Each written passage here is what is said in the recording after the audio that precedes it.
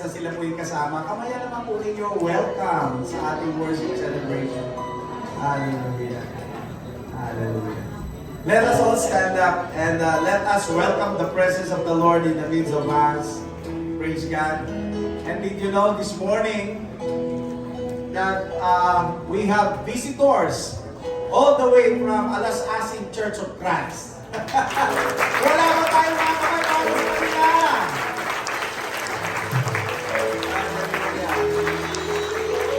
Alas-Asin Church of Christ is my home church. Ayan. And nandito po sila. Magkakasama kami kahapon sa gawain kina Sister Eugene. Praise the Lord. So, this morning, tayo po magpasalamat sa Lord. Ano po, and we will express our hearts, our love to Him. Shall we close our eyes in prayer? Heavenly Father, thank you so much, Lord, for giving us this wonderful Sunday, Lord, blessed Sunday morning, oh God. Thank you so much. Lord, thank you so much for the whole week of your guidance and blessings. And today, Father God, all of us are here. Your children are here to glorify you in spirit and in truth, O God. Ikaw ay sumama po sa amin, Panginoon, sa oras na ito, sa panguna ng iyong banal na spirito, Panginoon. Kasama namin, kasabay namin sumasamba ang mga kapatid namin sa online worship.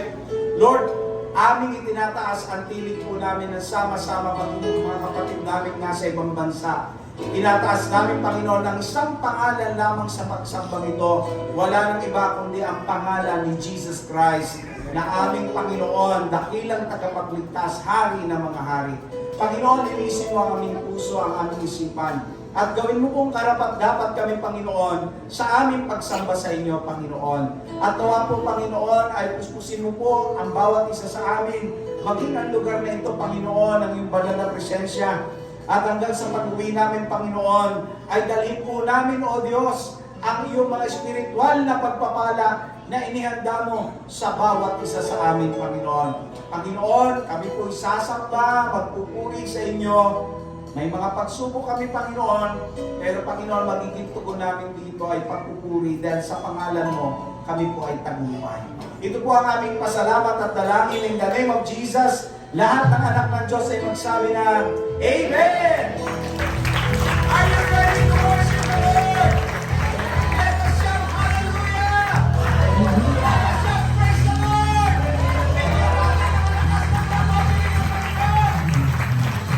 Amen, church. Before we start our praise and worship, I would like to read this verse from Proverbs 19:21. Many are the plans in a person's heart, but it is the Lord's purpose that prevails.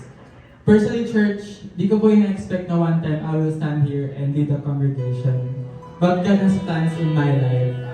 Lahat po tayo, maraming plans sa buhay natin, pero there is God's plan na hindi lang yung mangyayari. It is not just a simple plan. It's the perfect plan for our lives. So, now church, let's open our eyes and our hearts with the plans God in store for us. And for us to be more aware of Him today. Let's sing.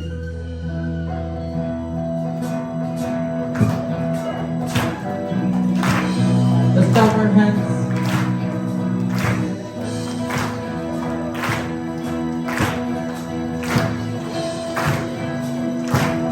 Sing. Open the eyes of my heart, Lord. Open the eyes of my heart. I want to see you. I want to see you. Open the eyes of my heart, Lord. Open the eyes of my heart. I want to see you. I want to see you. Sing it again. Open the eyes. Open the eyes of my heart. Open the eyes of my heart. I want to see you. I want to see you.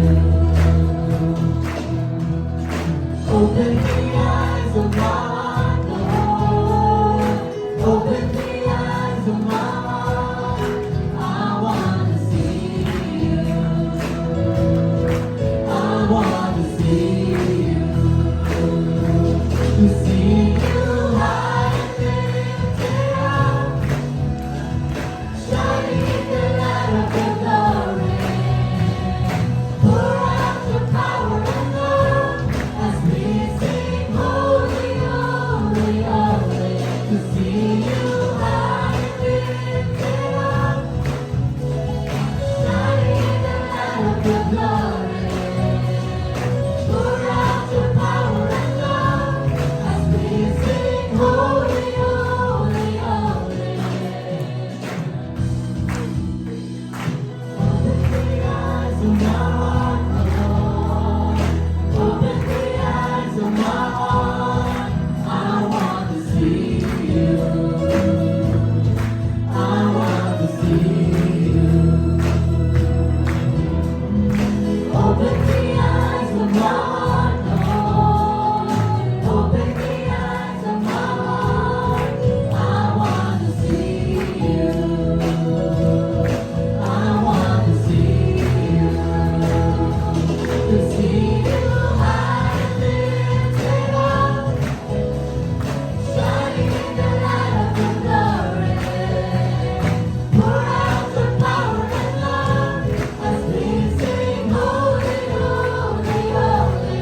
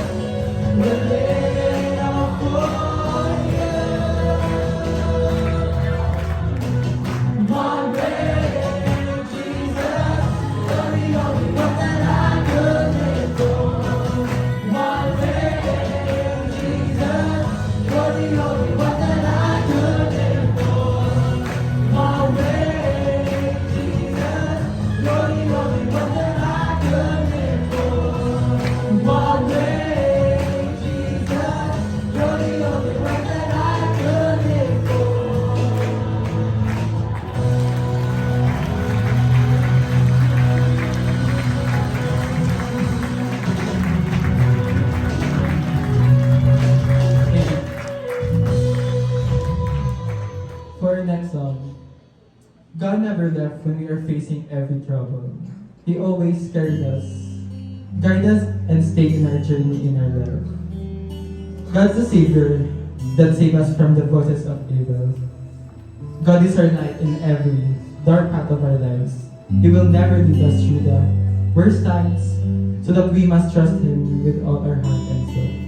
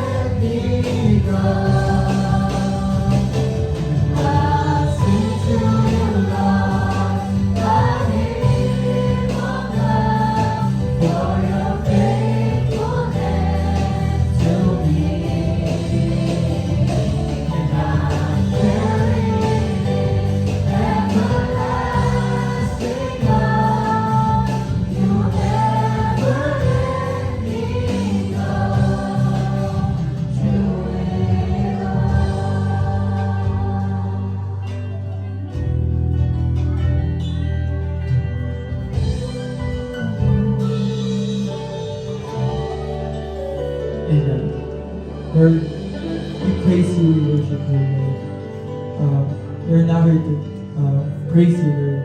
Sorry for our sins we've committed, Lord. We trust you, Lord, na babaguhin niyo po yung puso't isipan po namin, Lord. And help us to be like you, Lord. Today, maraming salamat po sa buhay na binigay niyo po sa amin to praise you and para makinig po na yung salita, Lord. Sa inyo po natin nagkakatiwala yung wisdom na binigay niyo po sa bawat isa, Lord. We open our hearts and minds, Lord, para maintindihan po na and we can apply it, Lord. Lord, hindi po natin nagkakatiwala yung pag-iingat na ibibigay niyo po sa bawat isa, Lord. Hanggang matapos po yung araw na ito, Lord. Ilang pa ang sama ko lang, Diyos namin po, Lord. Amen.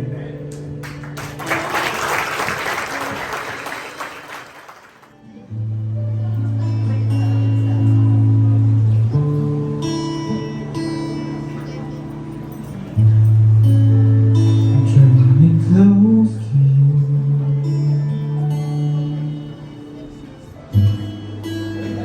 never let me go. Lay it all down to hear you say that I'm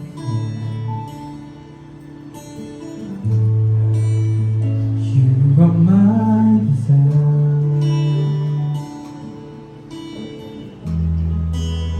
No one else will do. 'Cause nothing else can take your place. To feel the warmth of your embrace. Help me find a way to bring me back to you.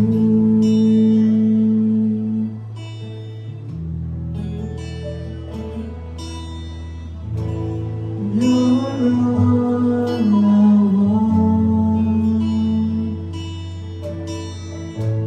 You're all I ever needed.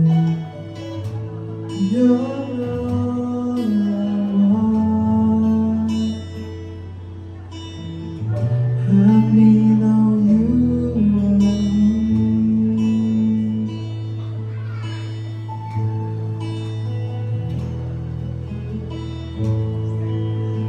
Draw me close to you.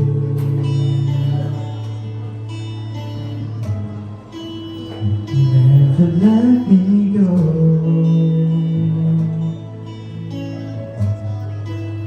And lay it all down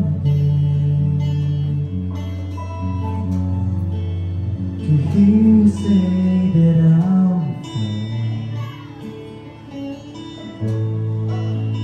you are my desire.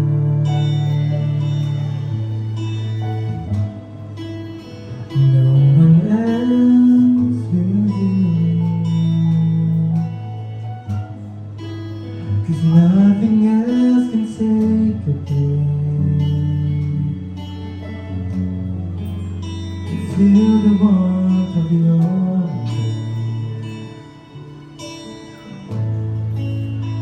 Help me find a way, bring me back to you.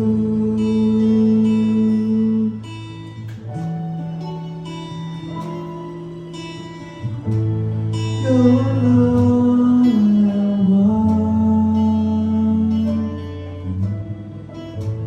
You're all I ever needed. You're all I want. Help me know you are me. You're all I want. You're all I ever needed. You're all I want. Help me know you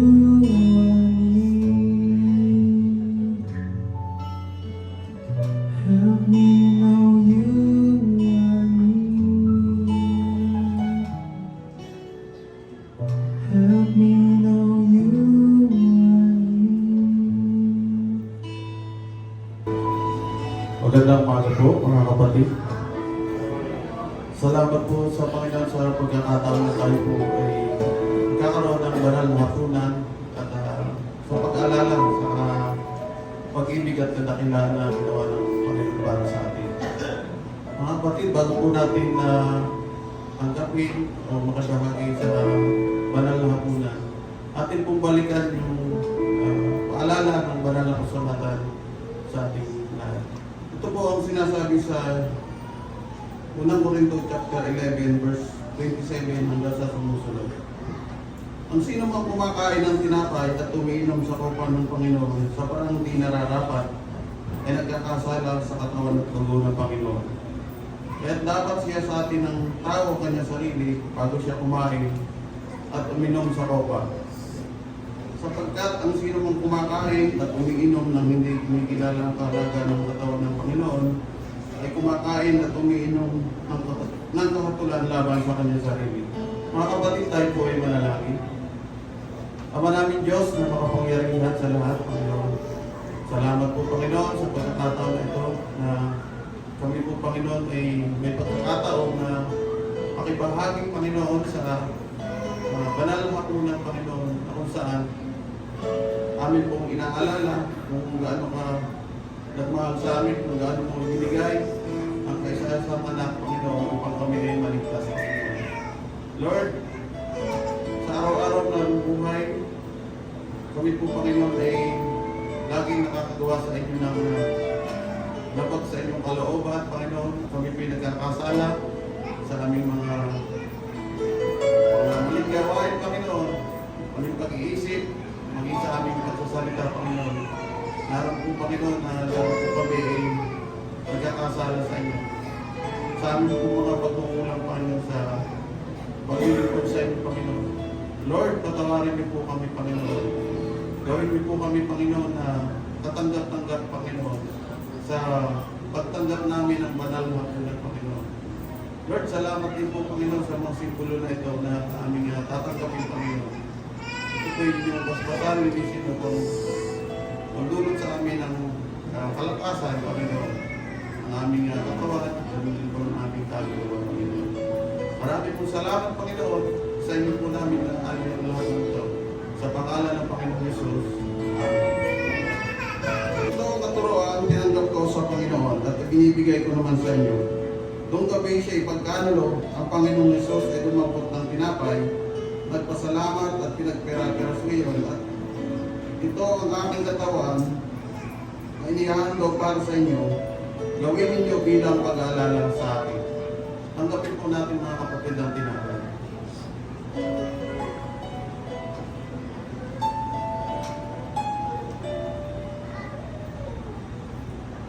Matapos maghapunan, lumangkot din siya ng kopa at sinabi, ang kopang ito ay ang bagong tipan ng Diyos na pinagtibay ng aking dugo. Kung iinumin ninyo ito, gawin ninyo ito bilang pag-alala sa akin. Tanggapin po natin ito. Sapagkat tuwing kakain kayo ng tinapay na ito at iinom sa kopang ito, ipinahayag ninyo ang kamatayan ng Panginoon hanggang sa kanyang aming pagparito. Pinagpala po ang kanyang mga salita.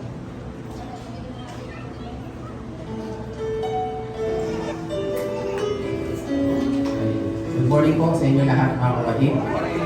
So, sabi ni Sister Goy kanina, handa na po ba kayo? Mukhang hindi po kayo handa. So, ulitin ko po, handa na po ba kayo magbigay sa ating Panginoon? So, gaano po tayo kahanda sa ating pong pagbibigay sa Panginoon? Mga kapatid, bilang isang Kristiyano, bakit po natin ginagawa na magkaloob sa Panginoon? Ito po, ginagawa po ba natin to dahil ito po ba ay ating responsibilidad? Or ginagawa natin to dahil ito po ay ating obligasyon? Or ginagawa natin to dahil ito po ba ay sinusunod lang po natin ang utos ng Panginoon? Mga kapatid, alam ko po, bawat sa inyo, iba't iba yung pagtingin kung bakit po tayo nakakaloob o nagbibigay sa ating Panginoon. But let me share to you siguro short reminder lang po, no, na kung bakit po tayo dapat magkaloob at ano po ba yung magiging driver po natin kung bakit po natin ito ginagawa. So, dito po sa reminders ko po, no? So, dapat ang lahat ng ating ginagawa po, especially sa mga ginagawa natin sa Panginoon, ay dapat po mag-ugat sa pagmamahal po natin sa Kanya. Maging ito man po ay pagsunod sa Kanyang utos o pagtupad ng ating mga responsibilidad o obligasyon. Dahil sabi po dito sa John 14:15, sabi po dito, if you love me, sabi ng Panginoon, kung mahal mo ako, keep my commands. At ibig sabihin po, God is commanded us also to give. Amen po ba mga kapatid? So if we love God, dapat po tayong magbigay sa Panginoon. Yun po yung dapat maging driver po natin o yun yung po magiging desire po natin. Dahil mahal natin ang Panginoon, dapat po tayo magbigay sa Kanya. And today mga kapatid, because we love God, kung mahal natin ang Panginoon, we will honor Him by giving our offering. Amen? Amen. So tayo po'y manalangin. Panginoon, maraming pong salamat sa oras na to. Father God, we surrender to you our life, Panginoon, as our offering to you, Panginoon. Panginoon, ito pong aming pagkakaloob sa inyo. Nawa po, Panginoon, ito po ipagpalain niyo po, Panginoon, at tanggapin niyo po upang ito po magamit, Panginoon, sa inyo pong kalooban, Panginoon. Magamit po ito, Panginoon, for your works dito po sa lupa, Panginoon. Lord, gamitin niyo po, Panginoon, ang aming pong mga negosyo, ang aming pong mga trabaho, Panginoon, para sa inyo pong glory, O Lord God. Panginoon, I pray, O Lord, Panginoon, each and every one of us, Panginoon, ipagkaloob niyo po sa amin ang pagpapala ng kalusugan, Panginoon, pagpapala ng tagumpay sa lahat ng bagay, Panginoon. And lahat ng ito, Panginoon, ay aming pong ibinabalik, Panginoon. Ito po ay aming hinihiling sa matamis na pangalan ni Jesus, aming tagapagligtas. Amen.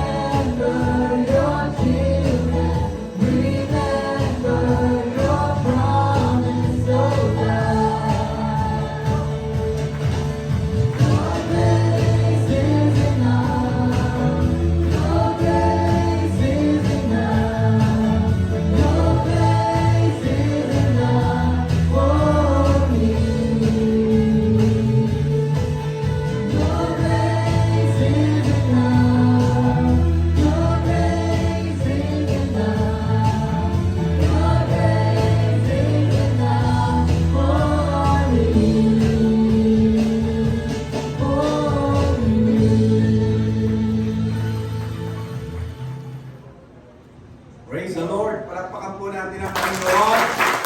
Hallelujah.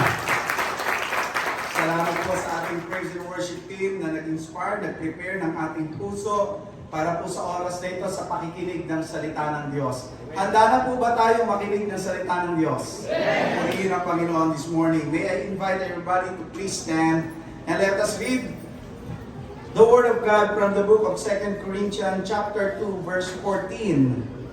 And the Bible says, "But thanks be to God, who in Christ always lead us in triumphal procession, and through us spreads the fragrance of the knowledge of Him everywhere." Sabi po sa Tagalog ay ganito, "Ngunit salamat sa Diyos at lagi niya kaming isinasama sa parada ng tagumpay ni Kristo dahil sa aming pakikipag-isa sa Kanya. At sa pamamagitan namin ay pinalalaganap ng Diyos sa lahat ng dako ang mabangong halimuyak ng pagkakilala sa Kanya." Tayo po ay manalangin sa ating Panginoon. Dakilang Diyos, aming Ama, maraming salamat po sa pagkakataong ito na kami po ay pinagsama-sama mo sa lugar na ito ng iyong bahay-sambahan upang sumamba, Panginoon, upang makinig ng iyong salita. Aming dalangin, Panginoon, mangusap ka sa aming puso. At kung meron sa aming mga puso na anumang balakid upang ang iyong mga mensahe, Panginoon, ay hindi makapasok sa pangalan ni Jesus, alisin mo ang lahat ng mga balakid na ito. Bigyan mo po kami ng isang pusong mapagpakumbaba, pusong may katalinuhan na handang tumanggap ng iyong mga salita, puso na handang magpatama ayon sa iyong kagustuhan, puso na handang sumunod ayon sa iyong kalooban. Salamat sa umagang ito sapagkat kami ay mayroong kalayaan na sumamba at mag-aral na iyong salita, Panginoon. Purihin ka po, hindi lamang ito, Panginoon, basta marinig namin, more than the information that we can gain. We ask you, Lord, to help us to be transformed by your words. This is all we ask and pray in the name of Jesus. Amen, amen, and amen. Once again, palakpakan natin ang Panginoon. Meron pong isang lumang awitin. Mahilig po ba kayo sa mga lumang awitin? Alam niyo po, ang aking tatay, ang aming ama, nandiyan po yung kapatid ko, si Winnie at saka si Au, alam po nila yon. Na yung tatay ko po, tuwing madaling araw, alas 4 pa lang ng umaga, nagpapatugtog na po yan ng mga lumang awitin. At nung araw po, kami po yata ang mayroong pinakamalakas na, ang tawag po ay stereo. Talagang pag pinatugtog ho yan, ay hanggang kabilang gulod. Madaling araw po yun. Talagang ang tatay ko pagdating sa mga lumang awitin, love na love niya yan. Kaya naman po kami, sabi nga pagdating sa mga lumang awitin, alam na alam mo namin yan. Hanggang itong mga bago na. Ngayon, isa sa mga awitin pong luma na inawit po ng ang pangalan ay si Ray Charles, isang Black American. Awitin po na ang pangalan po o ang title ng awit na ito ay Born to Lose. Ipinanganak para, matalo. Ang sabi po ng awit ay ganito sa lyrics, "Born to lose, I live my life in vain. Every dream has only brought me pain. All my life I've always been so blue. Born to lose, now I'm losing you." Hindi ko po tinatanggap ang awitin pong ito. Because in the name of the Lord, I am reborn to triumph. Parang hindi kayo kasama doon I am reborn to triumph. And this year, mga kapatid, this will be our year of conquer. And this month, up to the next month, our team will focus on Born to Triumph. Merong isang awitin, itong awitin ito, meron pong isang sinasabi po sa atin na ang tao po ay ipinanganak upang matalo, samantalang opposite po ito sa itinuturo ng banal na kasulatan. This song is exactly opposite to the verse that we just have read. the Bible says, "But thanks be to God who always leads us in triumph in Christ, and through us reveals the fragrance of the knowledge of Him in every place." So if you are born again, then you are born to win. Amen po ba? Again, if you are born again, you are born to win. Hindi ka ipinanganak na muli para maging talunan. Itong 2024, gusto kong malaman mo matagal na design ng Diyos sa buhay mo na ikaw ay ipinanganak na muli upang maging matagumpay. Bagamat ang tingin po natin sa mga nakaraang panahon po natin o nakaraang mga taon po natin ay marami po tayong mga pagkakataon sa buhay natin na ang tingin po natin tayo ay talunan. Gusto kitang i-encourage ngayong umagang ito. And I believe you're here not by accident but by an appointment. God appoints you to be here this morning so that you will know that you are born again, to know that you are born to win. Lahat ng tunay na anak ng Diyos, ipinanganak na muli upang magtagumpay. Walang sino man po na tunay na Kristiyano at tunay na anak ng Diyos ang talunan. All of us as God's children were born to triumph in Christ Jesus. Kaya po sa mga susunod na Sundays, pag-aaralan po natin kung paano ang mga anak ng Diyos ay mananatili doon sa katagumpayan na ibinigay ng Diyos sa atin. We will be looking on how we are going to conquer through Christ. Kaya, ikaw, na wala pa kay Kristo ngayong umagang ito, yet gusto mong maging siguradong tagumpay, you need to get off the devil's side and be on the winning side, which is the Team Jesus. You need Jesus Christ in your life if you want to be victorious in your life. Because without Jesus Christ, you will not win. You will lose. Ang tanging paraan upang tayo ay maging matagumpay sa buhay natin ito, ano po, ay maging laging nasa panig ng Diyos, maging laging nasa hukbo ng Diyos na nakikipaglaban not for victory, but from victory. Ang akala po ba natin bilang mga anak ng Diyos, we're fighting for victory? Hindi po. Nang tanggapin po natin si Jesus Christ, we're fighting from victory. Ang tagumpay wala po sa dulo, kundi na andoon sa simula. Kailan yon? Nung ikaw ay tumanggap kay Kristo. Nung ikaw ay nagsuko ng iyong buhay kay Jesucristo, doon nagsimula yung tagumpay ng Panginoon sa buhay mo. And therefore, doon nagsimula ang tagumpay mo nang tanggapin mo si Jesucristo sa buhay mo. Mga kapatid, again, sabi ni Paul, you are reborn to win. 2 Corinthians chapter 2 verse 14 in King James Version, sabi po rito, "Now thanks be unto God which always causeth us to triumph in Christ and make it manifest the savor of His knowledge by us in every place." Now, kung totoo po na tayo ay matagumpay, bakit parang hindi ganon ang nakikita natin? Hindi ganon ang nararamdaman natin. Bakit maraming mga Christians, they feel that they are defeated? Especially kapag ikaw ay nahulog sa pagkakasala, you feel that you are defeated. Why?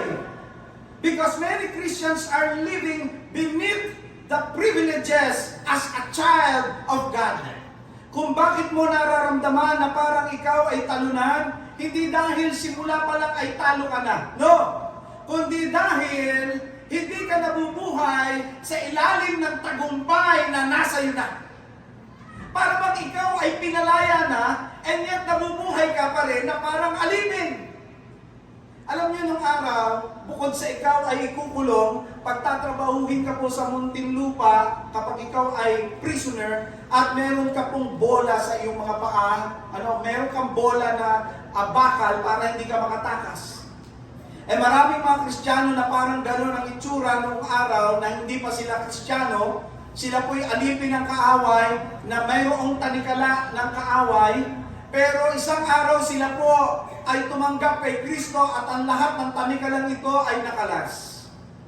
Kaya lang ang problema, ang pakiramdam mo pa rin, ang lakad mo ay mayroon ka pa rin bolang bakal na nakatali sa'yo. And so, nararamdaman natin na parang hindi pa rin tayo matagumpay bilang Kristiyano because we live beneath the privileges as a child of God. You are free and you are free indeed. In the name of Jesus Christ, you are victorious. You just need to live according to the victory na ginawa ng Panginoon doon sa krus ng Kalbaryo. Amen po ba? If you really understand what is to be a Christian, to be a child of God, you will know that victorious life is a normal life for you as a Christian. Gusto ko malaman mo na if you truly understand that you are a child of God, that you are really a Christian, victorious life is normal to you. Araw-araw matagumpay ka. Siguro sabi natin, hindi, pastor. May mga times na nagpe-fail ako. Yes, I know that. Alam ko po yun. And it's because kaya nga po natin nararamdaman yun kasi nakakalimutan natin na hindi tayo nabubuhay para magtagumpay. Nabubuhay tayo kasi tagumpay ka na. Simula nung tinanggap mo si Kristo. You were reborn to triumph. Yan ang sabi po ng salita ng Panginoon. God always causes us to triumph through the Lord Jesus Christ. Our God is mighty fortress and the church is His mighty army among moving forward in the power of Spirit, conquering the enemy of mankind's soul. Tandaan niyo po ito mga kapatid. Sabi ni Jesus kay Pedro, ang sabi niya, upon this rock, I will build my church and the gates of hell shall not prevail against it. So if you are already in Christ and you are part of His family, the gates of hell shall not prevail against you. Amen po ba? Kaya walang Kristiyanong talunan. Sabi mo sa katabi mo, huwag ka nang umiyak. That's correct. Hindi na. Wag na. Tumahan ka na. Kasi hindi ka talunan. Ipinanganak kang magmuli sa tagumpay ni Kristo. Yung ginamit ni Paul na figure of speech sa verse 17, ano po, na 2 Corinthians chapter 2, ano po, galing po ito sa paglalarawan ng conquering Roman general. During the time po ni Apostle Paul, the Roman generals would go off to war, mga kapatid, sometimes for many years. Ano po? And when they had won the victory, no? Pag nanalo na po sila, ito po yung mangyayari, no? Kapag nanalo na po sila, magpapadala sila ng isang tao pabalik sa Roma upang ipahayag yung tagumpay na napanalunan po nila.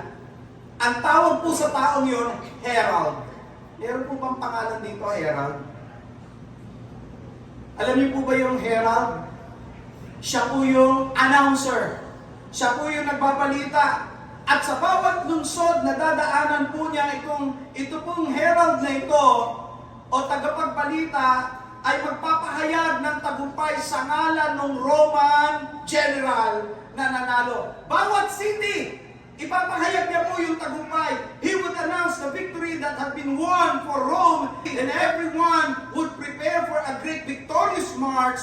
They called it the Triumphant March, the March of Triumphant. Yan po ang tawag doon. Ito po yung pinanggalingan, pinaghugutan ng verse na ito. Ano po? Na pinasa ho natin. Kaya maghahanda po yung mga tao sa panahon na yon, ano ho?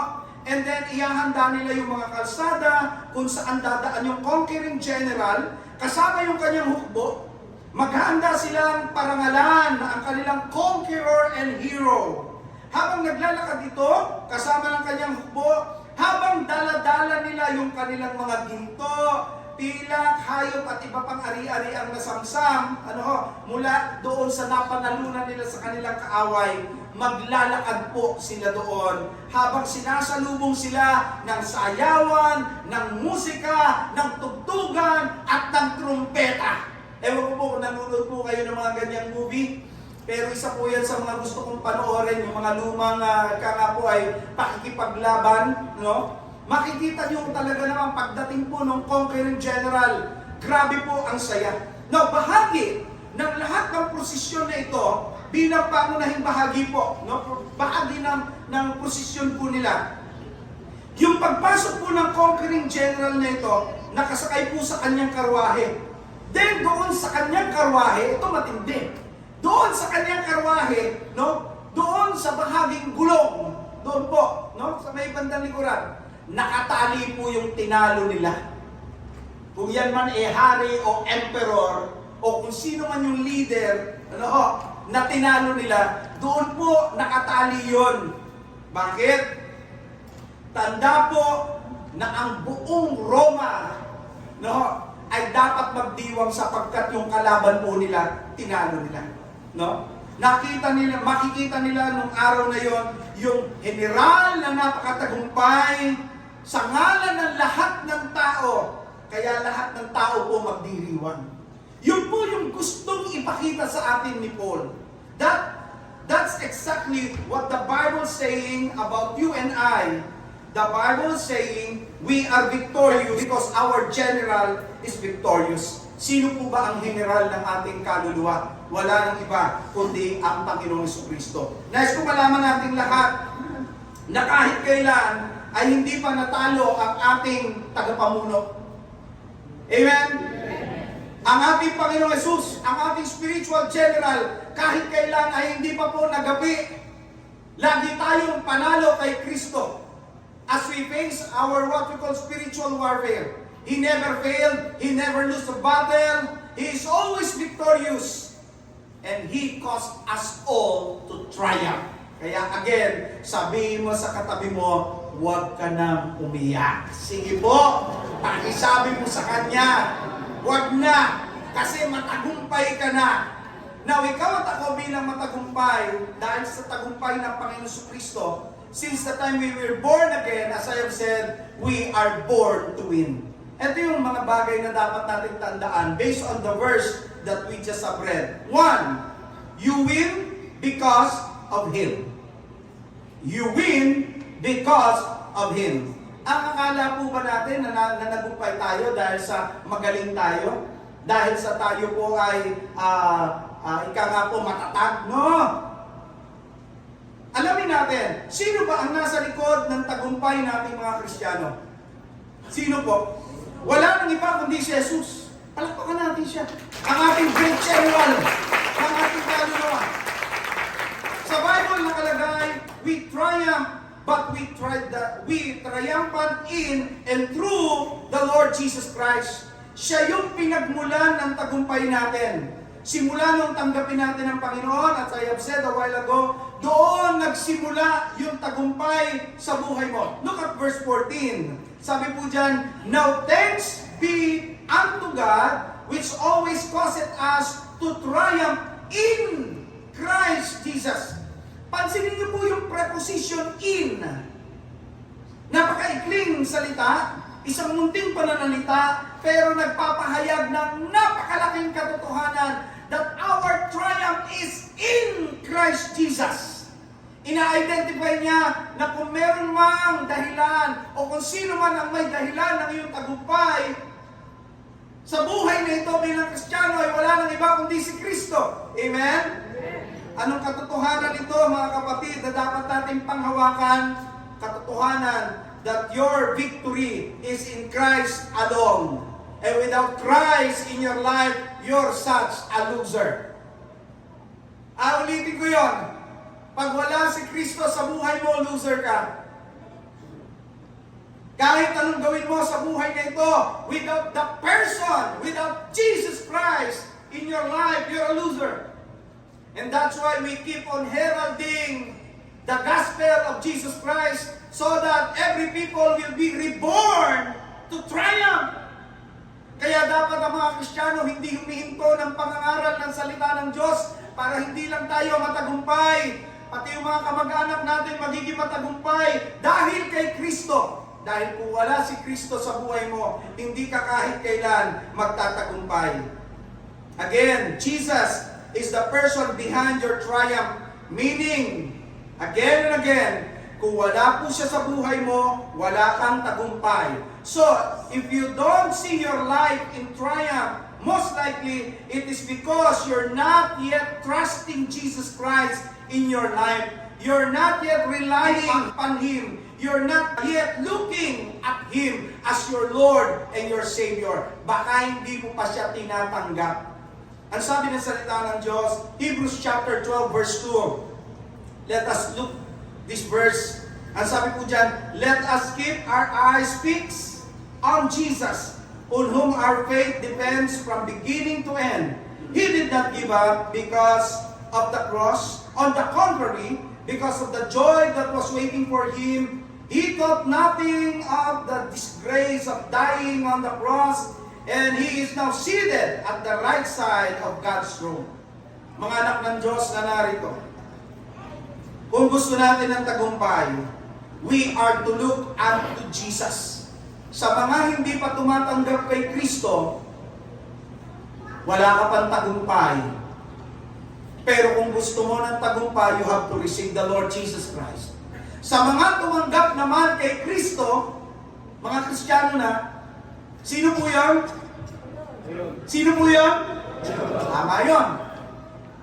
Kung ikaw yun, sabi ng Bible, let us keep our eyes fixed on Jesus.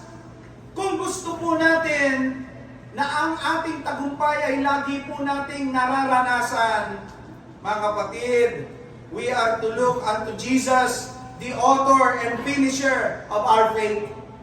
Kung ang mata po natin ay hindi natin aalisin sa mga bagay na makasanlibutan, kung ang mga mata po natin ay hindi po natin aalisin sa mga bagay na makamundo, kung ang mga mata po natin ay laging nakalingon sa ating mga nakaraan, laging nakatingin ang ating mga mata sa pagnanasang makamundo, laging nakatingin sa pagkainggit sa gawain ng mga tagasanlibutan, at hindi kay Jesus nakatingin, for sure, hindi natin mararanasan yung tagumpay na nasa atin na. Bakit? Out of focus ka. This morning, you are a winner because of Him.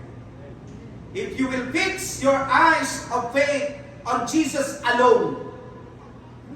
Luke chapter 17 verse 32. Ang gandang reminder po nito. The Bible says, remember Lot's wife.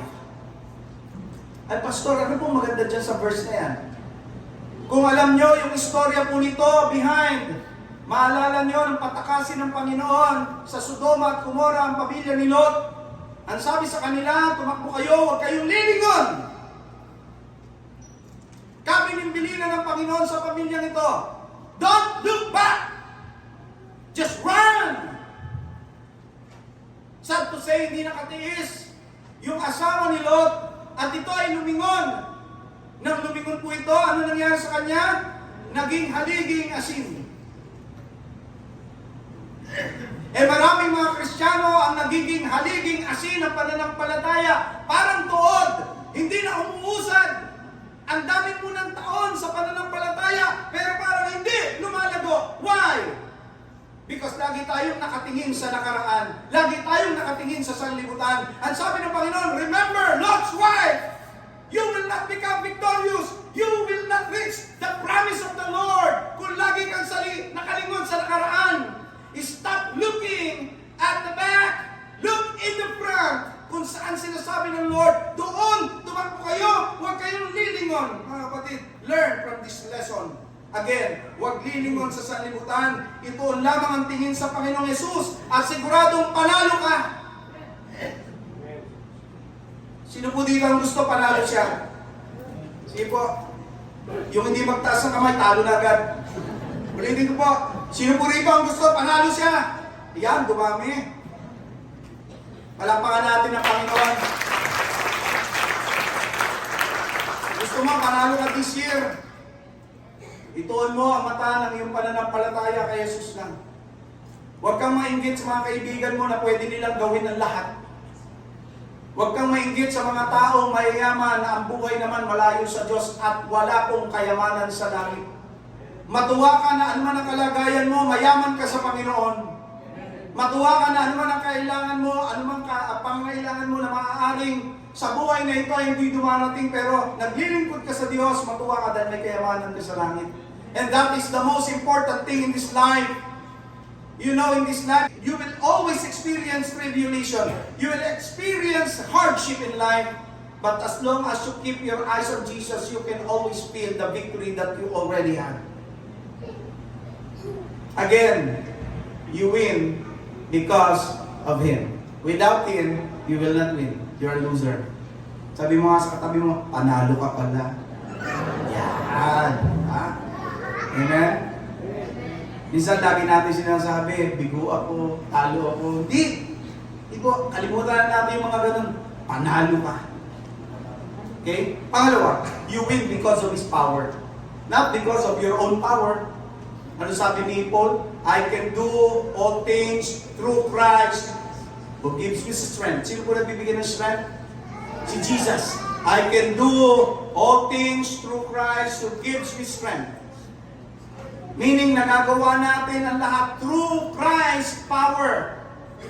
Siya nagbibigay sa atin ng kalakasan. Ang pananagumpay ng isang mananampalataya ay hindi dahil sa kanyang kapangyarihan o kakayanan, kundi dahil sa kapangyarihang taglay ng Panginoon Kristo.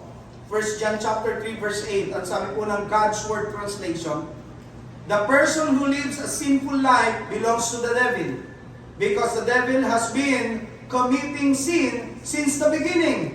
The reason that the Son of God appeared was to destroy what the devil does. Bakit daw po naparito ang anak ng Diyos, sabi ng salita ng Diyos? Para wasakin ang lahat ng gawa ng kaaway. Because of Christ's victory in our lives, we have now His power to destroy the works of the devil.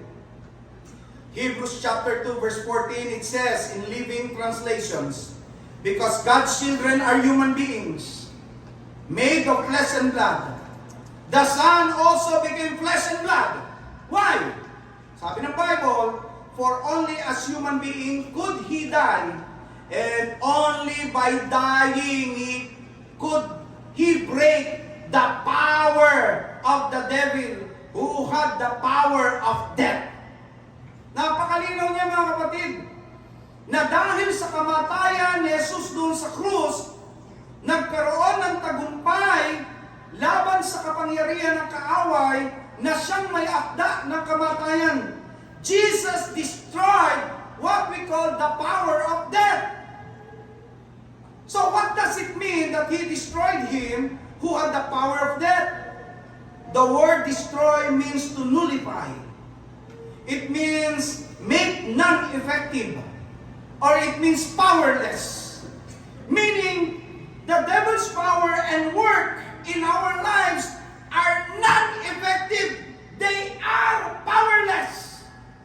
If you rely on the power of the Lord Jesus Christ. Alam niyo kung bakit nagawa ko yung kantang gusto kong bumait, di ko magawa? It's because you keep on relying on your own willpower. Alam niyo yung willpower, iiral yan sa una.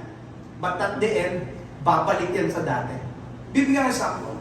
Ilan po sa atin dito ang nagplano mag-diet last 2023?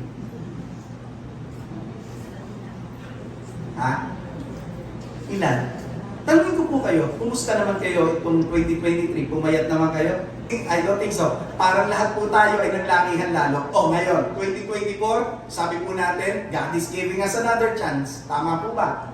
And sabi natin, this year, 2024, pagkatapos ng bagong taon, pagkatapos, magkakayat ako. Pumasok ang 2. Ay, ang dami pang tira sa rep, sayang naman. Willpower! Mga kapatid, ang kamatayan ni Jesus doon sa krus, ang kapangyarihan na naging daan upang magkaroon tayo ng tagumpay laban sa gawa ng kaaway. Kaya nga sabi ko sa inyo, yung isang tao na tumanggap kay Kristo, nababago. Yung buhay niya na madilim, nagiging maliwanag. Yung buhay niya na dating puno ng kasalanan, ngayon napupuno ng kabanalan. Amen po ba? Amen. Yung buhay niya na dating makasanlibutan, ngayon ginugugol niya sa simbahan. Di ba? Yung dating masama ugali, kumaganda ang pag-uugali. Yung dating madamot, nagiging mabait. Yung dating bading, ngayon badong. Binabago eh. Amen po ba? Hindi kayo doon. Amen? Nababago talaga. Ganun katindi yung power ni Christ. Kaya nga po, you win because of His power. So without the power of Christ, ay may magbago. Lagi mo lang kakanta yung gusto kong bumait, pero di ko magawa. Gusto kong bumait, pero di ko magawa. Hindi mo talaga magagawa. On your own willpower, it's impossible for you to be changed. May natututunan ba? Diba? We have Jesus in our lives. Remember this. We have Jesus in our lives who disarmed the enemy. Colossians chapter 2 verse 15. Are you still with me, church? Anong sabi ng Colossians 2:15? New Living Translation, it says, in this way, He disarmed the spiritual rulers and authorities. He shamed them publicly by His victory over them on the cross. Sa ibang salin ng Bible, ganito ang pagkakasulat. And having spoiled principalities and powers, He made a show of them openly, triumphing over them in it.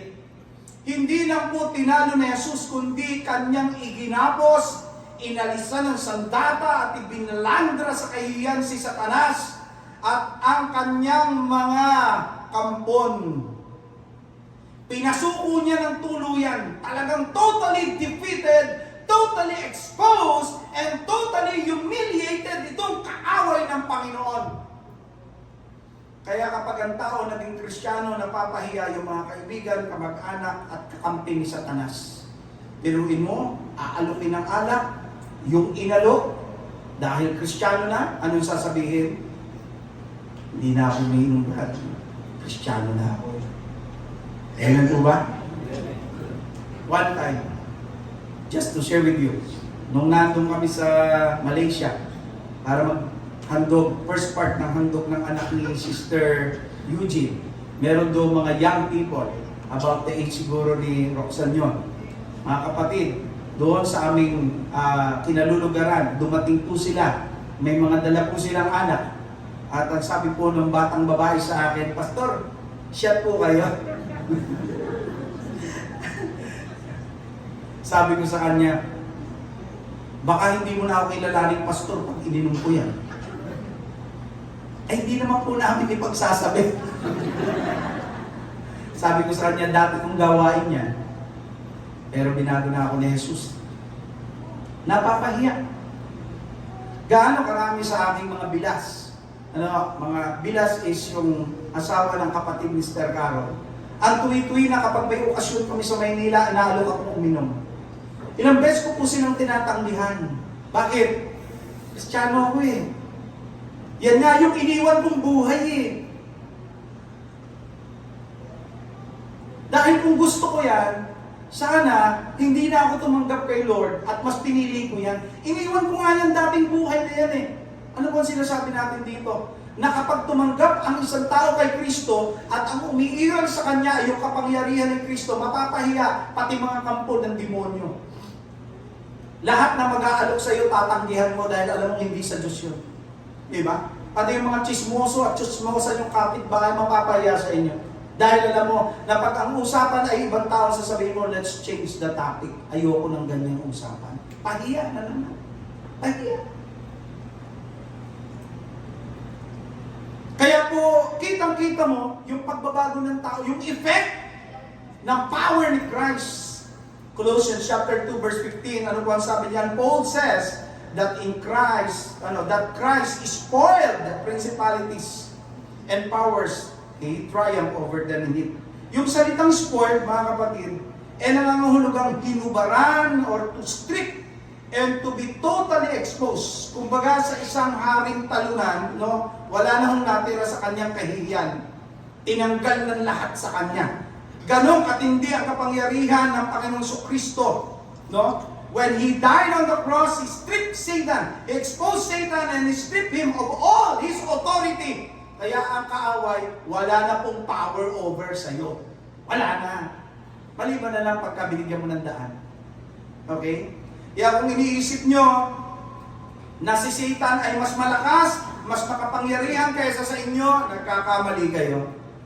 Sabi mo nga sa katabi mo, nagkakamali ka pag gano'n ang inisip mo. Ay, ilan na po sa atin dito na nagkamali?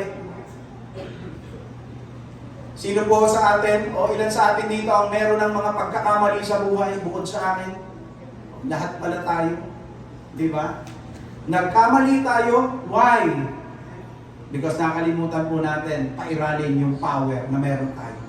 Para po bagang ikaw ay binigyan ng kakayanang lumipad, meron kang pakpak. Kaya lang, mas pinili mo na hindi gamitin yung pakpak. I mean, you have the power and yet you don't use that power. Mga kapatid, this morning, God is reminding all of us, if you want to have a victorious 2024, you have to remind yourself, you are already victorious in Christ. Victorious ka na nung tinanggap mo siya.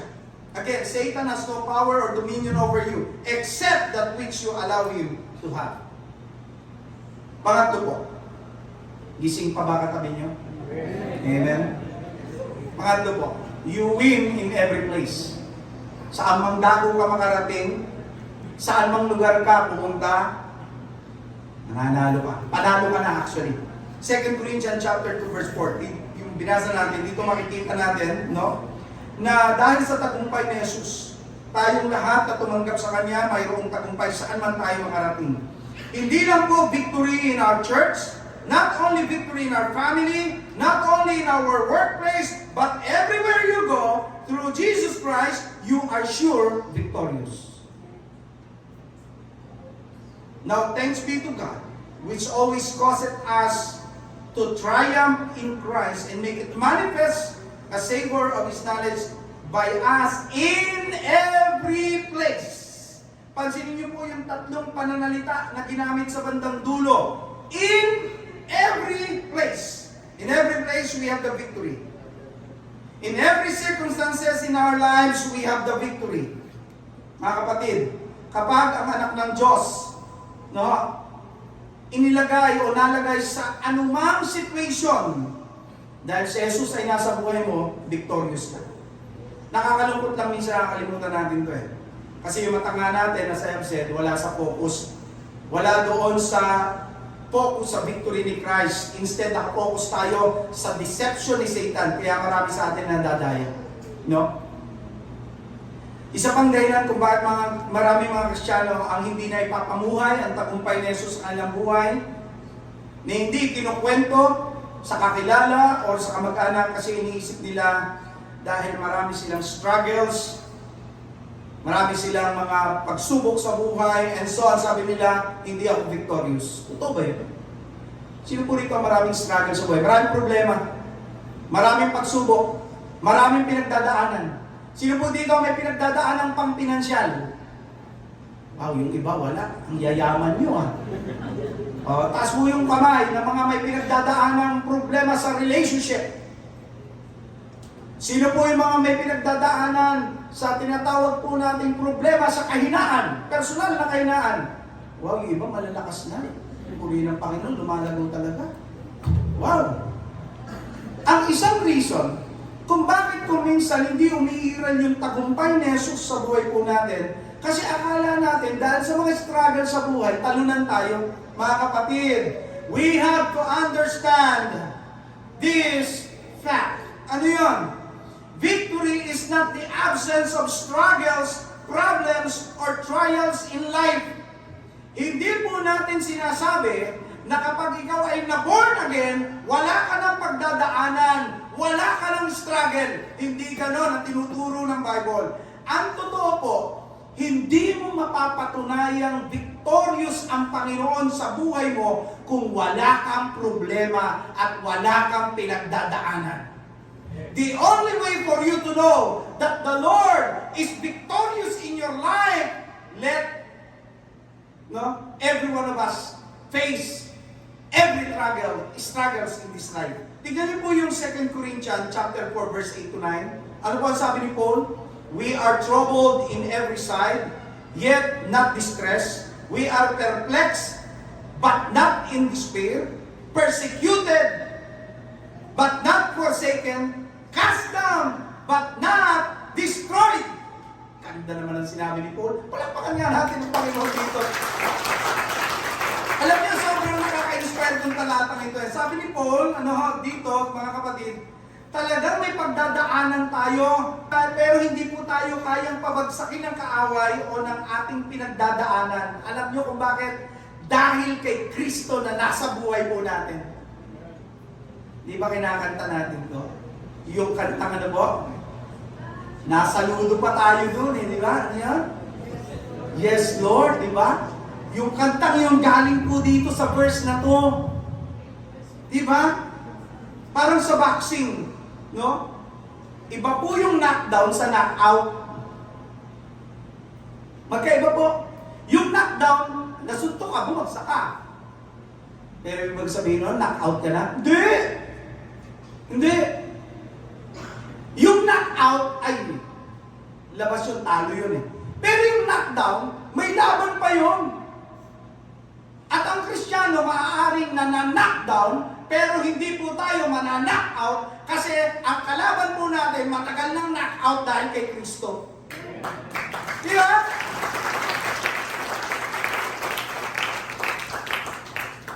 Basahin natin sa Tagalog yung sinabi ni Paul.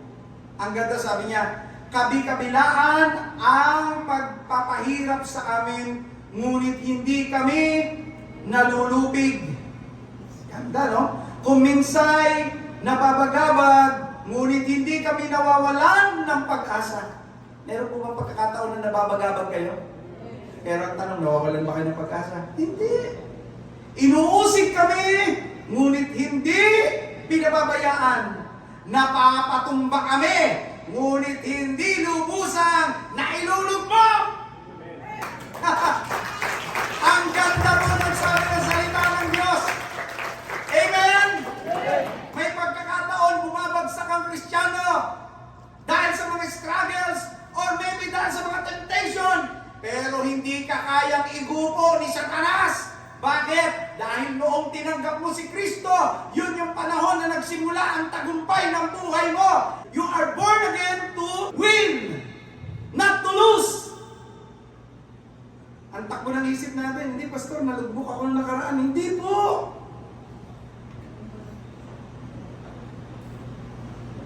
Kahit nalugbok po tayo, again, panalo ka pa rin. Sabi mo nga sa katabi mo, panalo ka pa rin. Dahil kay Kristo. It's not about getting rid of problems. Tandaan niyo po ito. It's not about getting rid of problems, but about gaining the strength to face them and honor Jesus Christ. Sino po rito yung gusto walang problema sa buhay? Alam niyo, sa langit, wala akong problema sa buhay. Sino po dito ang gusto walang problema sa buhay? Hindi na, sabi ko, sino gusto walang problema sa buhay? Nagtaas ang kamay. Ang sabi ko, doon sa langit, wala nang problema sa buhay, wala nang nagtaas. Alam niyo po, kahit na ayaw natin ang problema, ito po isang bagay na hindi natin matatanggal. Pero ito po yung sukatan para malaman mo si Kristo tagumpay sa buhay mo. Tignan mo ngayon, nandito ka sa 2024, it's an evidence that you are already victorious because of the Lord Jesus Christ. Remember what Paul says, we are more than conquerors. Amen? Amen. Sabi mo sa katabi mo, you are more than conquerors. You are more than conquerors. Sabi mo sa kanya. Lastly, you win to bring praise. You win to bring praise. Ikaw ay nanagumpay para maghatid ng papuri sa Panginoon. Sabi ng 2 Corinthians chapter 2 verse 15, for we unto God a sweet savor of Christ in them that are saved and in them that are perished. Sa panahon po ngayon, mga kapatid, napakahalaga po na ma-realize natin ang bagay nito. Alam niyo po yung tagumpay ng isang Kristiyano, isang mabangong samyo sa harapan ng Panginoon. Kaya amoy na amoy ang panalo ng isang mananampalataya dahil nasa iyo si Kristo na nagtagumpay noon pa man. Apostle Paul and Silas, naalala niyo po ito, si Pablo at si Silas, nakulong po sila doon po sa Pilipos. No? At doon po sa Acts chapter 16 verse 25 to 31, nung nakulong si Paul and Silas, nanalangin sila at nagpuri sa Diyos. Sa gitna ng kanilang pagkakakulong, sa gitna ng kanilang pagdurusa, nagpuri sila sa Diyos. Sino po rito yung gano'n? Sino po dito yung nasa gitna ng problema pero nagpupuri sa Panginoon? Sabihin nga po, ako yun. Sabihin mo sa katabi mo, totoo? Totoo ba yun? Sino po rito yung hindi na i-stress pag may problema? Wala. Lahat tayo na i-stress. Lahat po tayo may mga pinagdadaanan sa buhay. Pero paano tayo tutugon kapag may mga problema at pinagdadaanan tayo sa buhay? Bring praise to Christ. Ano po? Nung si Pablo at si Silas po ay nakulong, no, nagpuri sila sa Diyos. At habang sila po ay nananalangin at nagpupuri sa Diyos, nadinig ito ng mga taong nakakulong din sa parehong mga kinalulugaran nila. Alam niyo po ba yung kanilang pagpupuri at pananalangin? No? Hindi lang po naghatid ng mensahe doon sa mga taong nakakulong, kundi ito po'y nakarating sa langit. Kaya nangyari po, nayanig ang lugar ng kulungan, nabuksan yung pintuan ng selda. Pero ito ang maganda, walang sino man ang tumakas. Nayanig, nabuksan ang selda, pero walang tumakas. Isang dahilan po ay dahil nadinig nila yung mga awiting papuri sa Diyos at yung daing ng panalangin. Dahil nadinig nila ito, no? Yung mga nakakulong, hindi po sila tumakas. Hindi po. Why? Because they were captivated by the sweet aroma of Paul and Silas' praise. Na-captivate yung heart nila, yung puso po nila, ng pagpupuri at pananalangin sa Diyos. Imagine po ninyo, siguro sa buong buhay nila, first time po nilang narinig na mayroong umaawit at nananalangin sa Diyos sa kabila po na sila'y nakatalikala at sila po ay nakakulong sa loob ng dungeon. Imagine po ninyo, sino hindi makakaptivate ng ganon?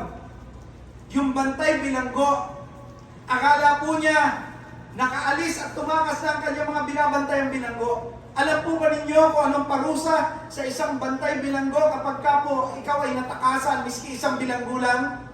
Pugot ulo. Papatayin po siya. Dahil doon, nagtangka po siya magpakamatay kasi inakala po niya na nakaalis na po o nakatakas na yung mga bilanggo. Pero sinabi po ni Pablo at Silas, huwag mo saktan ang sarili mo, narito kaming lahat. At buhat mo sa tagpong ito na itanong ng Philippians jailer na ito, anong gagawin ko upang ako'y maligtas? Dahil kasama po siya sa nakakapakinig ng panalangin at pagpupuri ni Pablo. Tinanong niya, anong gagawin ko para ako'y maligtas? At ipinangaral ni Pablo ang mabuting balita sa kanya at sa oras na yon, tumanggap siya at nabautismuhan, hindi lang siya, pati ang kanyang sambahayan. If you will notice mga kapatid, praising has a remarkable impact. Praising has a remarkable impact, mga kapatid. You win to bring praise. So in your darkest moments, if you choose to praise and recite the triumphs, not only will God deliver you and act on your behalf, but others will witness it and be saved, experiencing life-changing transformations. Kaya kapag may pagsubok, mga kapatid, o wala mang pagsubok, gusto kong malaman mo, winner ka dahil kay Kristo. Amen. May problema man o pagpapala, winner ka dahil kay Kristo. Amen? May pakikibaka ka man o payapa man ang buhay mo ngayon, winner ka dahil kay Kristo.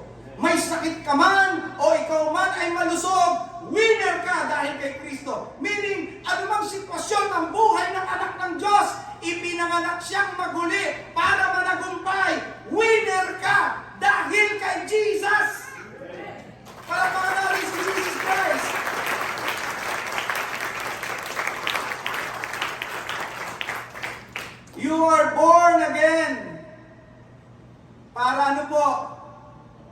You are born again, born to win.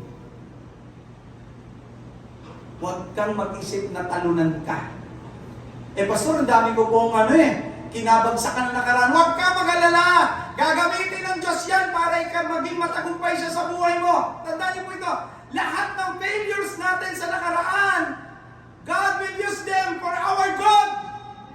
God will use them for our victory in Christ Jesus. Kaya huwag niyo sabihin na marami kayong talo noong nakaraang taon. Mula nung 20 ganito, mula nung ganito, ang dami kong pagbagsak. Ang importante po, nagpapatuloy kayo kay Kristo. Normal po sa buhay na mayroong ups and downs. Pero importante nagpapatuloy. Pag nasa ospital kayo, ang pinaka-importanting makita ho ninyo sa isang pasyente ay yung pong up and down. Ano po yun? Pag po merong up and down, isa lang ibig sabihin niya. Buhay yung pasyente.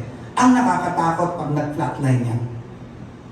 Ang isang Kristiyano, merong up and down. Pag meron kang up and down, matuwa ka. Alam mo kung bakit? Dahil buhay ang pagiging Kristiyano mo. Ang nakakatakot nung tumanggap ka kay Kristo, walang up and down, hindi mo nararamdaman. Yan ang nakakatakot. Alam mo kung ba nakakatakot? Kasi ibig sabihin yan, flatline ka, patay ang buhay, pananampalataya mo. Kaya kung marami kang up and down ngayon, matuwa ka. Kung marami kang ups and downs sa buhay mo na nakaraan, matuwa ka. Alam mo kung bakit? Isa lang ang senyalis na sinasabi niya, buhay ang buhay pananampalataya mo kay Kristo. Huwag kang mag-alala at the end si Kristo ang mananagumpay sa buhay mo. Lahat ng downside sa buhay mo, gagamitin ni Kristo para sa ikabubuti mo. Kaya meron kayong mga struggles, kayong mga mag-asawa, marami kayong failures sa nakaraan, okay lang yun. Gagamitin ni Lord yun sa ikabubuti, katatatag ng pagsasama niyo. Kung marami kayong financial failures nung nakaraan, huwag kayong mag-alala, this moment, gagamitin ng Diyos yan para matuto kayo mag-budget. Kung marami kayong failures sa inyong pananampalataya, huwag kayong mag-alala, kasi gagamitin ng Diyos yan para lalo kang magsikap sa ministry. Kung marami kang failure sa ministry, huwag kang mag-alala, kasi gagamitin ng Diyos yan as an inspiration para this year, mas maging matagumpay ka sa ministry na hawak mo. So don't give up because you are already a winner in the name of Jesus Christ. What? Huwag kang susuko. Sabi mo sa katabi mo, huwag kang sumuko kapatid. Tuloy lang tayo kay Kristo. Sabi mo sa kanya, huwag kang susuko kapatid. Tuloy lang tayo kay Kristo. Palakpakan natin ang Panginoon ng Panginoon. Mga kapatid, without Christ in your life, you cannot experience true victory. Jesus offers a triumphant life, regardless of the challenges you face. Whether you're in good health or battling illness, facing adversity or enjoying prosperity, in every situation, knowing Christ allows you to embrace victory. Sabi po ng 1 John chapter 5 verse 4, for everyone born of God overcomes the world. For everyone born of God overcomes the world. You are an overcomer. This is the victory that has overcome the world, even our faith. If you haven't been invited Jesus into your heart and life, I encourage you this morning, I encourage you this moment, why not accept Him as your Lord and Savior and Master and experience the incredible victory that comes through Him. For those who are already Christians, who already believe, but haven't been living in victory, right at this moment, I pray that you will claim the triumph by faith. Kung tingin mo, talunan kang Kristiyano, ngayong oras na to, pinagpe-pray kita in the name of Jesus, ang kinin mo ang tagumpay ni Kristo sa buhay mo. Sa Kristiyano, there's no such thing as failure. Wala. Alam mo kung bakit? Sabi ko nga sa iyo, all things, in all things, God works together for good. So whether it is good or bad, because God is good all the time, even the bad situation, gagamitin ng Diyos for our good. Palakpakan natin ang Panginoon. Remember this, mga kapatid. even if you feel stuck or have stumbled, you are not defeated. Sabi mo sa tabi mo, hindi ka talunan, kapatid. Hindi ka talunan. You can rise, get back on track, and continue running the race for God's glory. Itong year 2024, bangon! Tuloy! Maglilingkod! Walang susuko! Dahil noong tumanggap ka kay Kristo, tagumpay ka na noon. So ano man ang pinagdaanan mo, ulitin ko lang. Kung feeling mo, stuck ka, para di ka na nag-grow, para wala nangyayari sa buhay mo, get back on track and run the race for God's glory. Offer your praise as a sacrifice and return to Him and focus your eyes of faith on the Lord Jesus Christ. Turn your eyes upon Jesus. Don't look back. Learn from Lot's wife. Mga kapatid. Sabi ni Jesus, ang invitation niya sa atin, come to me, all who labor and are heavy laden, and I will give you rest. Sabi ng Panginoon, this is a very wonderful verse. And I want to close this message through this verse. Are you still with the church? Tignan natin po ito. 1 Corinthians chapter 15 verse 57. But thanks be to God who gives us victory through our Lord Jesus Christ.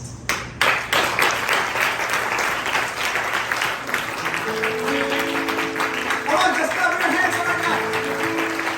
Thank you, Lord, for the victory that we have in your name.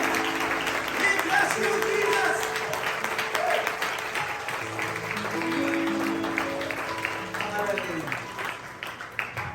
Ang sarap maranasan ng katagumpayan ni Jesus sa buhay natin. Amen po ba? Let us pray for God's message to us. Lord, maraming salamat sa katotohanan ito na nung kami pinanganak na muli, Panginoon, kami po'y pinanganak na muli para magtagumpay. Maraming pagkakataon sa buhay namin bilang mga Kristiyano dahil sa iba't ibang pagkakataon na kami bumabagsak sa tukso, bumabagsak ng dahil sa mga kahinaan namin. Iniisip namin, Panginoon, na huwag na lang magpatuloy kasi paulit-ulit na lang kami bumabagsak. Pero Panginoon, ngayong umaga nakita namin ang pinaka-importante sa iyo, Panginoon, ay yung pananampalataya na kahit na kami bumabagsak, kami naniniwala magtatagumpay kayo sa buhay namin. At lahat ng mga pagbagsak sa buhay namin, Panginoon, ay gagamitin mo para sa ikabubuti po namin, Lord. Salamat po ngayong umaga na-reveal itong katotohanan na to. Ngayong umaga ito, Lord, kaming mga anak mo nandito sa templong ito. Nangangako, Panginoon, na kahit na anong mangyari, Panginoon, hindi po kami susuko sapagkat noon pa lamang na tumanggap kami sa iyo, tagumpay na kami. Ano pang dahilan para sumuko kami? Talunan lang, Lord, ang sumusuko. Meaning, Panginoon, noong simula pa lang nagtagumpay na kami, Panginoon, hindi kami sumuko. Ibig sabihin, Panginoon, hanggang ngayon sa pagkakataong ito, itong taong 2024, ang tagumpay na yun ay nasa amin dahil sa iyo, Panginoon. Kaya po, Lord, tulungan mo po kami na ipamuhay namin yung tagumpay na nasa amin. Ipamuhay namin, Panginoon, yung iyong napanalunan doon sa krus. At hayaan namin, Panginoon, na yung tagumpay mo ang maggupo ng kahinaan namin. Hayaan namin, Panginoon, na yung tagumpay mo ang siyang managana sa buhay namin para sa ganun, Panginoon, ma-realize namin na everyday sa buhay ng Kristiyano, walang talo. Sa buhay ng Kristiyano, everyday panalo ho kami dahil kasama namin kayo, Panginoon.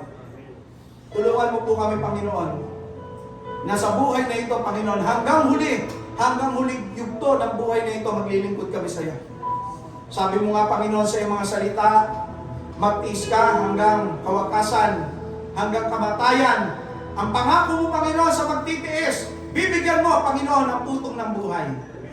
Panginoon, pinanghahawakan namin ito. Konting panahon na lang, maaaring Panginoon, pwede na po kayong dumating.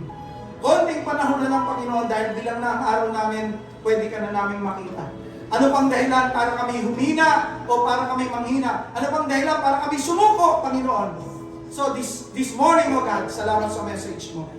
Message na papaalala sa amin, Panginoon, walang susuko dahil simula pa lang, panalo na kami dahil sa iyo, Panginoon Jesucristo.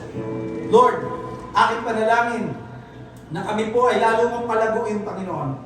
Hindi lang sa pananampalataya. Palaguin mo kami higit lalo, Panginoon, Makaakay na maraming mga tao. Sa ganung Panginoon, marami rin ang mga taong makakaranas ng tagumpay na nagmumula sa inyo. Salamat Panginoon sa oras na ito na pinagkaloob mo sa amin. Salamat sa iyong mayamang mensahe sa bawat isa sa amin. Panginoon, sa kapangyarihan ng Banal na Espiritu, ipamumuhay po namin ito. In the name of Jesus Christ, lahat tayo magsabi ng Amen! Amen! Tandaan niyo po ito mga kapatid. Lahat tayo na nagtiwala kay Kristo, panalo. Kaya po ang naglilingkod kay Kristo, mga kapatid, hanggang huli, walang kalugi-lugi. Kaya wag na wag susuko sa pananampalatayang tinanggap mo. Manatili tayong nakatayo habang tayo mawit ng ating closing song, and later on, the prayer and benediction of our year.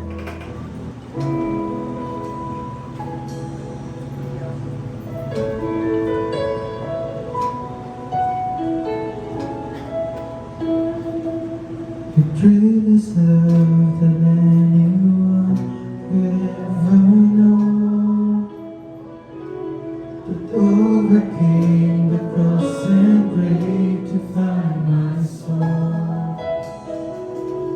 Until I see face to face, and grace amazing takes me home. I trust in you.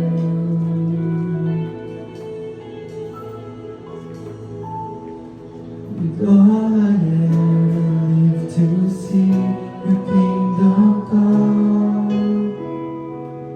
and in my heart I pray you'll let your will be done. Until I see you face to face, and grace amazing takes me home. I trust in you.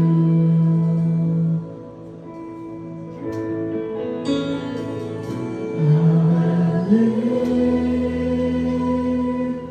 to love you. I will live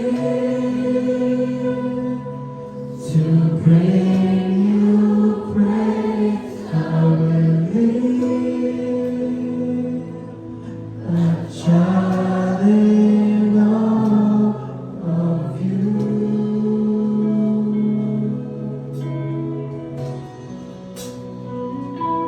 You are the voice that called the universe to be. You are the whisper in my heart that speaks to me. Until I see you face to face, the grace amazing takes me home. I trust in you.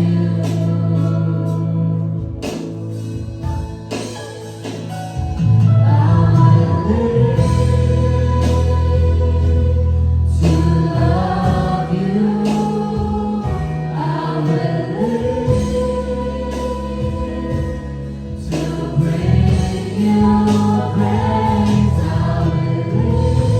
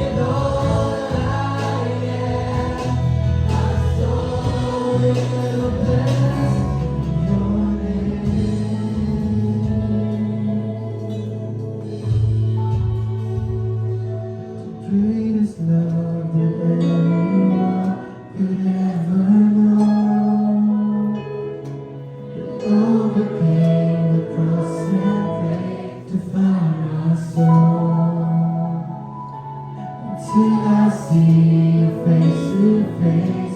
Your grace amazing takes me home. I trust in you.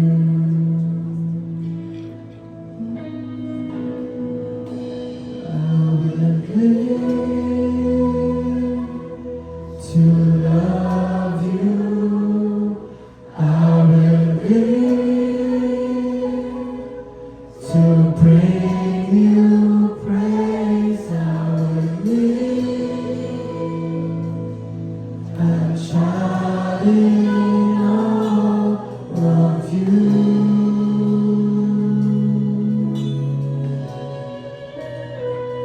I will live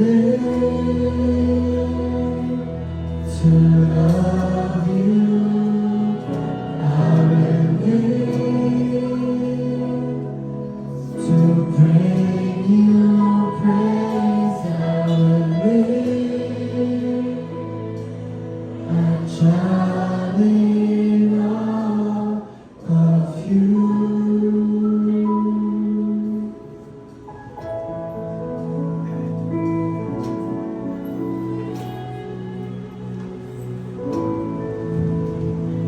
Para po sa ating pagtatapos, minsan pa tayo ay sama-sama manalangin upang magpasalamat at tingin sa kanyang pagtuman. Kaya po lahat ngayon po. O Ama naming Diyos na makapangyarihan sa lahat. Panginoon, kami po ay nagpapasalamat sa iyo, Panginoon. Una, sa katagumpayan, Panginoon, ng gawain nito, Lord. Mula sa pagsisimula, Panginoon, ay kasama ka namin, Lord. Hanggang sa pagtatapos nito, Panginoon, ay dama namin ang iyong proseso. Sa pamamagitan ng aming awitin, O Lord, na aming inihandog sa inyo, Panginoon. Nanawa, Panginoon, na iparating namin sa inyo ang aming walang hanggang papuri at pagsamba sa iyong dakilang pangalan, Panginoon. Salamat, Panginoon, sa iyong kabutihan, sa araw-araw na kami, Panginoon, ay iyong pinagtagumpay, sa lahat ng pagsubok, problema, Panginoon, na siyang nagpapatibay sa aming pananampalataya sa iyo, Lord. Salamat, Panginoon, sa mga pagkakataong ito, Lord, na niloob niyong ganasin namin ang mga trials na ito, Panginoon. Upang sa ganun, O Lord, ay magtiwala lamang kami sa iyo, Panginoon. Kaya't nais namin, Panginoon, na hayaan niyo po, Panginoon, na magtiwala lamang kami sa iyong kalooban para sa amin, Panginoon. Pagkat alam namin, Panginoon, ang iyong plano, Panginoon, ang siyang magtatagumpay sa amin. Salamat, Panginoon, sa iyong mga salita na iyong pinarinig sa amin sa umagang ito, O Lord.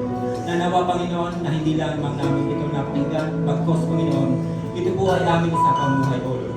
Upang sa ganun, Panginoon, anumang gawa ng kaaway sa aming buhay ay hindi magtatagumpay ito, Panginoon. Pagkat kayo ang hari ng aming buhay, Panginoon. Kayo po, Panginoon, siya masunod sa amin sa lahat ng aspeto ng aming buhay, O Lord. Sa araw-araw, Panginoon, maging sa tukso ng sanlibutan ito, Panginoon. Ilayo niyo po kami, Panginoon. At tulungan niyo kami, Panginoon, na mamuhay ayon sa kayong kalooban at katwiran, Panginoon. Upang sa ganun, O Lord, ay masunod namin, Panginoon, yung kalooban para sa amin, O Lord. Salamat din, Panginoon, sa hiram na buhay at kalakasan na patuloy niyong pinagkakakalog sa amin sa bawat araw. Na ang kalakasan ito ay gamitin namin sa paglilingkod sa inyo sa araw-araw, Panginoon.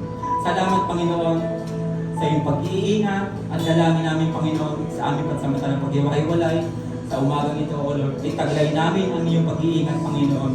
At sa panibagong linggo na aming kakaharapin, Panginoon, dalangin namin na kayo pong, Panginoon, ang siyang laging sumama sa amin sa lahat ng oras, sa lahat ng aming gagawin. Kayo po, Panginoon, siyang manguna. At hayaan namin, Panginoon, na kayo po, Panginoon, masunod muli sa aming buhay sa isang parting na linggo. Muli, binabalik namin sa iyo ang aming walang hanggang papuri at pasasalamat. Ito po ang aming dalangin sa pangalan ng Panginoong Hesus. Amen.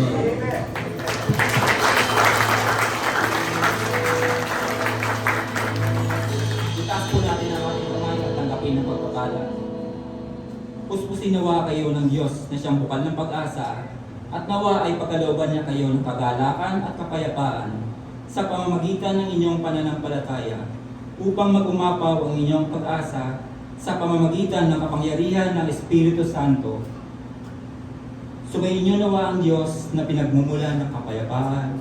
Amen. Amen.